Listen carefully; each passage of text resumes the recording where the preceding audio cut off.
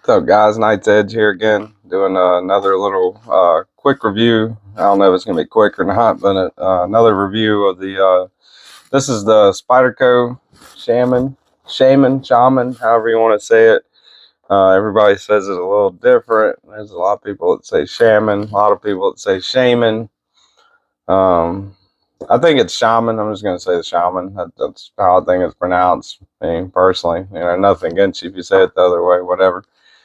Tomato, as it goes.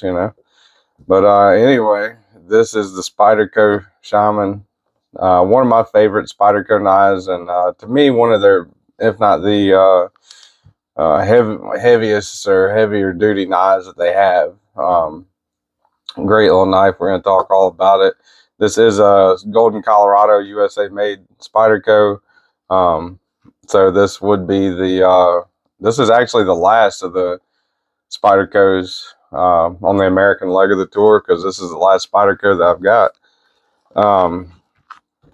And it's been kind of fun analyzing them. I've actually kind of noticed a couple newer things about them, going from all the different Spydercos, having another look at them.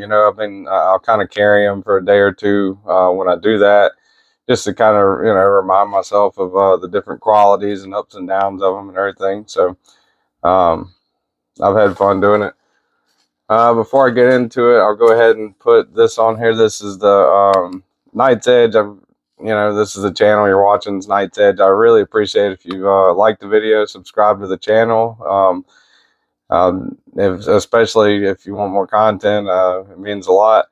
The TikTok channel that I have, I'm on Instagram also. I should have wrote that on here too, I guess. But I also try to put up a video every day if I can of just like a little speed review, really. Kind of. TikTok is the _Nights_Edge3.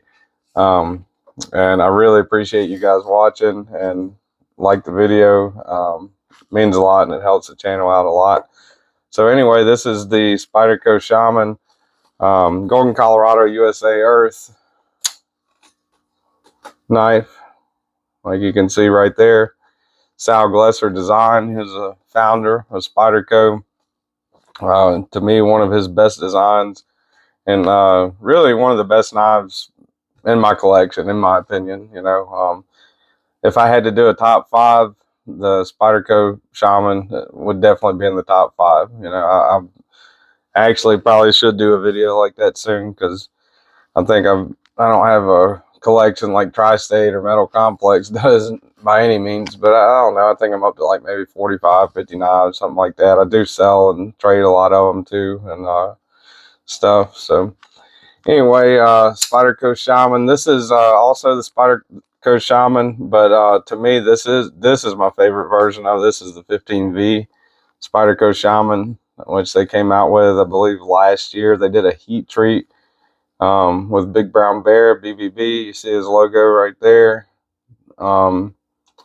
He kind of went in with Spyderco and helped them heat treat the 15V, and this stuff to me is like the most edge retentive steel I've ever encountered. It cuts and cuts and cuts. I finally got it to dull up, and I put my own edge on there, and I've cut and cut and cut with it since then. Rope, I'm talking rubber, all kinds of stuff. Fire blanket, rope, rubber, paper, cardboard, boxes, whatever.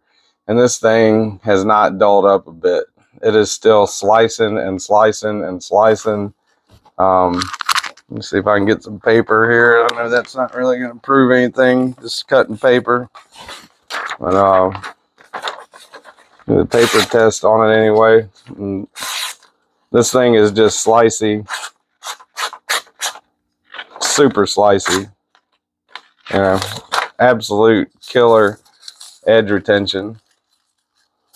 Get that paper up because it's bothering me, but absolute edge retention on this thing. 15V is super packed with vanadium, and I'm not Larry Thomas. I'm not Big Brown Bear. I'm not a steel expert, metallurgist. I'm not going to pretend like I am, but from my experience, that's one of the things I like the most about Spyderco knives is As Spyderco is doing the heat treat on them, you know they're done right. They do really good quality work, and whenever they don't know quite how to do it, they will bring in other people, just like they did with this, with bringing in Big Brown Bear and doing the heat treat for the Shaman for the 15V. Also, they brought him and they do other 15V also, and they're talking about doing more this year, but already released. They have the Mannix 2 in 15V, and they have the Paramilitary 2 in 15V, which, you know, I, of course, would love to have both of those versions, but I was very, very happy to get my hands on the Shaman. It was my preferred version for the 15V, just because I think it's like Spyderco's, you know, workhorse knife, really. So, yeah, that's the difference between the two. I'm going to go ahead and put up the S30V one. Just so I only got one to, you know, just so I only have one to do size comparison and stuff like that with. So anyway, go ahead and break out some more knives here. Size comparisons. That's the Microtech Stitch, right? So overall about the same as the Stitch. Stitch might have it just by a little bit with overall length, but not by too much. That's the Demco 80-20.5. You can definitely tell it's bigger than that. Go ahead and get out the Hogue RSK MK1. A little bit larger than that, but not by very much at all. Very comparable sizes there. The Hogue actually has a little more cutting edge on it than the Shaman. So there's the Hogue Deca. Hogue Deca smaller. All right, so get some more Spydercos out here. Do the Spyderco Paramilitary 2 and the Spyderco Para 3.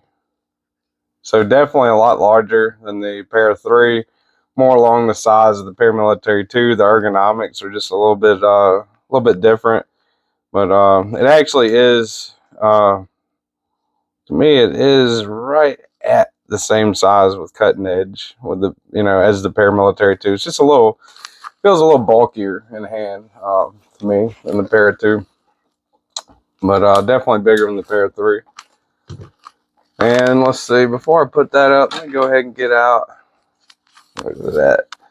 Get this out. Here's the Mannix 2. All right, so I'm going to do a battle video before long with these three, because I think it's a great, it's really a great comparison. You know, these are kind of like three of, I'm not going to say these are Spyderco's three most popular models, because I'm not, you know, I don't have numbers and stuff in front of me, but to me, you know, these are Spyderco's three flagship full-size knives, and there's a lot of good comparisons you can make, and, you know, somebody might be trying to buy one and settle between the two, so, you know, on the fence or whatever, so I figured maybe doing a battle video with those would help out, but that's them compared to each other for now.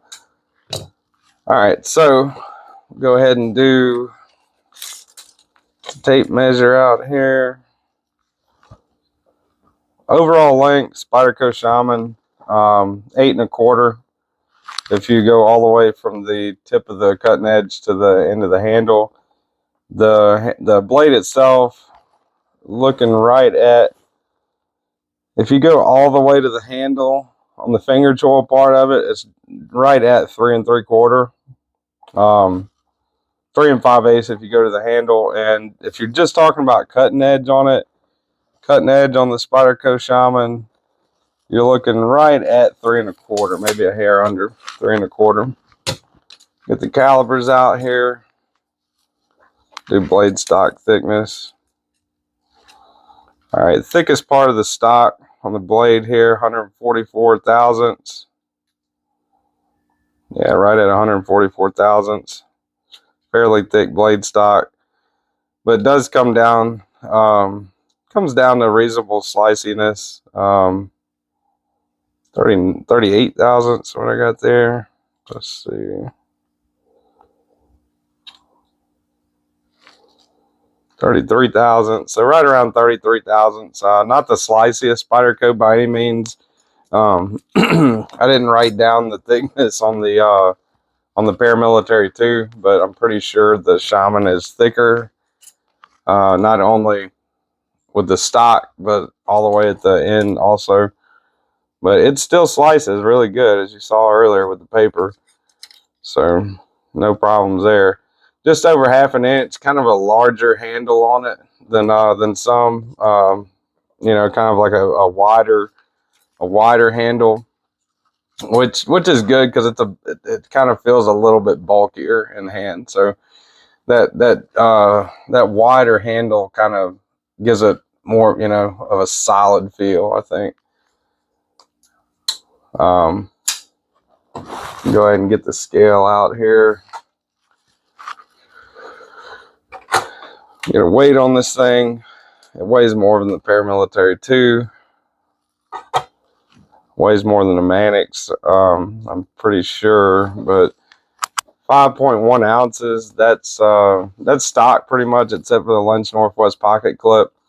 But 5.1 ounces, so it's definitely over the ounce and inch ratio, you know, as far as blade to handle or blade to cutting edge goes, you know, that people kind of try to go by, I guess. But, you know, 5.1 ounces is not a significantly heavy object in my book, so I'm not really that concerned about it. Go ahead and get the blue jeans out here. Now, all this is going to show you is how the Lynch Northwest clip sits. This is actually an oil sheen industrial deep carry Lynch Northwest clip. I love it. Love the way it looks. I think it goes good with the Shaman, especially with the 15V, because 15V does have kind of like that black oiliness about it to me. So that's what you're looking like in the pocket, you know, carrying in the pocket. So when you got the deep carry clip on there, not bad at all. Got the regular pocket clip, probably sits, you know, right about there, I think, if I remember right. So I prefer the deep carry clip, but you know, the regular clip works, you know, also too. And just like a lot of other Spydercos, this one's also up, down, left, right, tip up, tip down carry. So got that. We'll go ahead and do the hardware check here. Check out the pivot. Pivot's a T10, not captive, so you're gonna have to use 2 if you're taking it apart, but T10's a good size for a pivot for sure. Let's see, we'll get out. I think the body screws are T8s on it. Yeah, T8 there. Pocket clip screws, I think, are T6, which doesn't really bother me if it's just the pocket clip screws that are T6. Yeah, pocket clip screws T6. Everything else, as far as the body screws, are T8s, you know, and the pivot is a T10. So not minimal hardware, but also not an excessive amount of hardware either, you know, but not very much hardware at all, really, compared to a lot of knives. So that's much appreciated. And you know, they could have, I guess, done the clip screws of the T8. That would be good, so you wouldn't even have to take a T6 out. And if they would have put the, you know, a captive pivot would be nice in there too, but they did not, which is fine.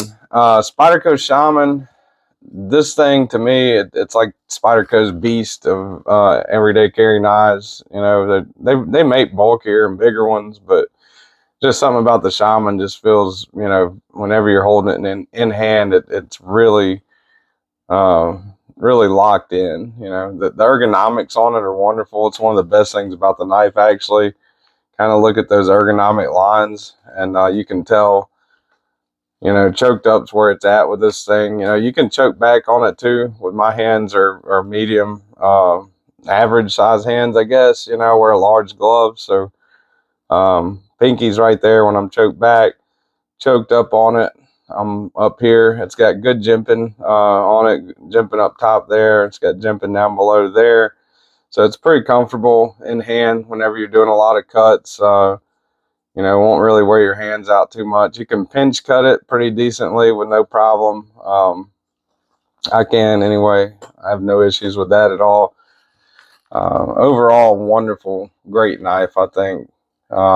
Definitely not a knife you want in your pocket if you're wearing gym shorts or swimming trunks or something like that. You know, you probably want to go for something, you know, a little more like lightweight. But if you're wearing jeans or working or, you know, outdoors or something like that, perfect knife to me anyway. One thing, I love the compression lock on this. Absolutely have no issues with it myself. But one thing a lot of people are complaining about or have complained about is this little nub. Whenever you pinch in the compression lock and you shut the knife, this goes down, right? And that little nub pushes against your finger. So it comes up that much on the compression lock, and to pinch it, you have to put your finger there to pinch it. So when that nub comes back and the blade closes, it causes some people a mild discomfort. You know, I don't really have a problem with it because I'm used to it on the Shaman, and when I close it, I'll move my finger. You know, so it's not a big deal. But a lot of people have issues with that, and you can delete that. You can mod it. You know, I mean, you can mod it however you want. You know, if you buy it, it's your knife. But you know, a lot of people will go in and kind of delete that little nub right there just because they don't like it that much. So that is a thing, but to me, it's a non-issue. I have no issues with that. I would probably give this knife overall, if I'm grading them out of a scale of 0 to 100, 100 being the best, I would give this knife right at about a 96. To me, it's a great knife. There's very little wrong with it. A little bit of hardware issue there. It's a little bulky if you're not, you know, dressed to carry it, I guess. You know, other than that, ergonomically, to me, this is one of the best knives that I've ever picked up. It's very locked in hand. It feels great in hand. Cutting with it has been awesome. And even though the blade stock is fairly thick, it is, you know, a slicey knife. It'll do some slicing, you know, especially with that 15V. I highly recommend the 15V version if you can get your hands on it. Absolute greatness there to me. Great edge retention anyway. Now, one thing with that 15V before I end the video that I'll mention is that it will rust. That 15V will rust very quick. Let's see if I can find them. There's a rust spot on it actually. Let's see, if you get in really close, you kind of see that discoloration towards the top, like up here. Got a little bit of rust spots on it. That was for me carrying it one day in my pocket for a 16-hour shift at work, and it was June, July, something like that. I was sweating my butt off, and so the knife was, you know, essentially wet all day. Plus, I live in Southeast Louisiana, so in the summertime, it's, you know, it gets up to 115, you know, degrees here, and the humidity is incredibly humid, you know. So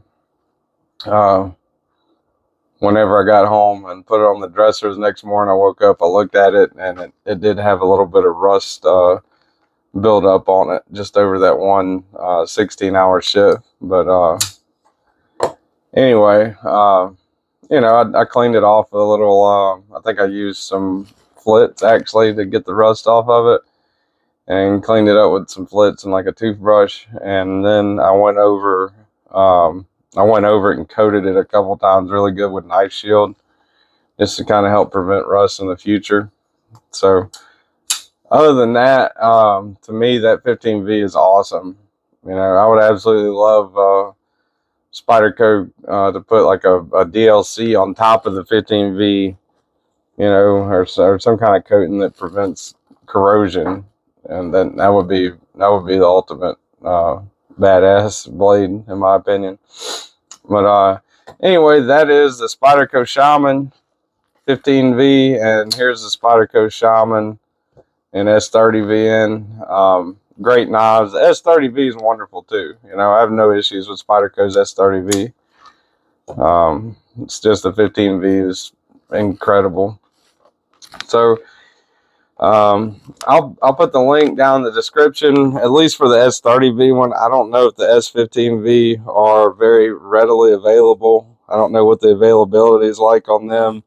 I know that one was incredibly hard to get. I had to wait for a notification that I got from Blades in Stock from Reddit, and as soon as I got the notification, I went on there, bought it, and right after I bought it, literally 15 seconds later, it was sold out.